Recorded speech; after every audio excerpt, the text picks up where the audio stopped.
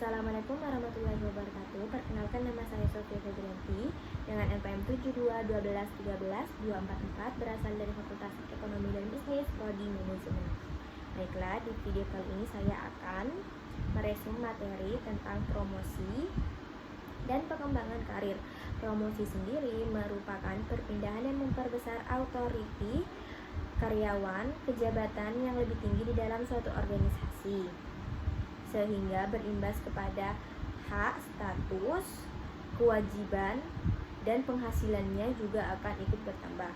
Menurut Flippo sendiri, promosi merupakan perpindahan jabatan dari satu jabatan ke jabatan yang lain yang biasanya memiliki status yang lebih tinggi, yang akan diikuti dengan pertambahan upah dan gaji, yang meskipun semua perusahaan tidak demikian.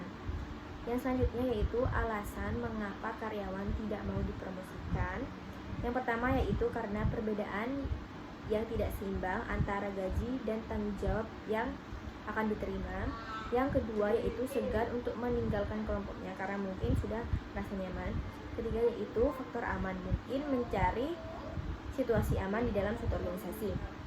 Program promosi yang satu yaitu ke arah mana jabatan akan menuju. Kedua yaitu kriteria apa yang dipakai untuk menentukan orang yang akan dipromosikan. Dasar pelaksanaan promosi yaitu kecakapan kerja, yaitu bagaimana seseorang bekerja tanpa adanya disuruh. Yang kedua yaitu senioritas di sini yaitu seberapa berpengalamannya karyawan ini sendiri. Tujuan dari adanya promosi sendiri yaitu untuk memberikan pengakuan, jabatan, dan imbalan yang lebih besar kepada karyawan yang berprestasi. Yang kedua yaitu menimbulkan kepuasan dan kebanggaan pribadi, status sosial yang semakin tinggi, dan upah yang lebih besar. Yang ketiga yaitu untuk merangsang karyawan agar lebih bergairah dalam bekerja, berdisiplin tinggi, dan menambah tanggung jawabnya dalam bekerja. Yang keempat yaitu untuk menjamin stabilitas kepegawaian dengan penilaian yang adil dan jujur. Yang kelima yaitu memberikan kesempatan kepada karyawan untuk tetap berinovasi, berkreativitas dan berinovasi ke arah yang lebih baik. Yang keenam yaitu untuk mengisi kekosongan jabatan akibat ada pejabat yang berhenti. Yang ketujuh yaitu mempermudah rekrutmen. Dan yang terakhir yaitu memperbaiki status karyawan. Syarat karyawan yang dipromosikan. Yang pertama yaitu jujur, disiplin, prestasi kerja yang baik, memiliki kepemimpinan yang baik, komunikatif, dan pendidikan yang memadai, loyal terhadap perusahaan. Jenis-jenis promosi. Jenis-jenis promosi sendiri ada 4, yaitu promosi sementara, di mana promosi ini diisi ketika ada kekosongan sementara pada jabatan yang dipromosikan. Promosi tetap merupakan menaikkan jabatan karyawan yang lebih tinggi karena pegawai tersebut telah memenuhi syarat yang telah ditentukan.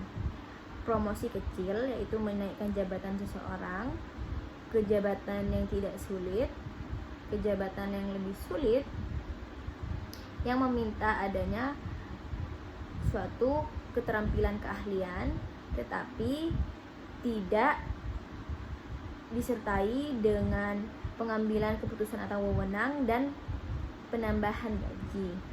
Yang terakhir yaitu promosi kering, menaikkan jabatan seseorang disertai tanggung jawab dan wewenang tetapi tidak disertai kenaikan gaji.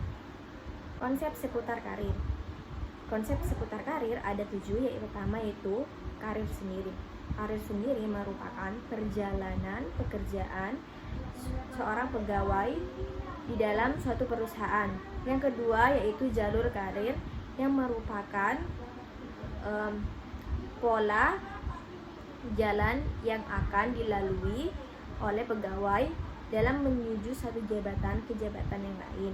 Yang ketiga yaitu tujuan atau sasaran karir, yang dimana merupakan target karir yang akan dicapai oleh para pegawai. Yang keempat yaitu perencanaan karir, yang dimana perencanaan sendiri di sini merupakan bagaimana cara pegawai dalam merencanakan target karir yang akan dituju.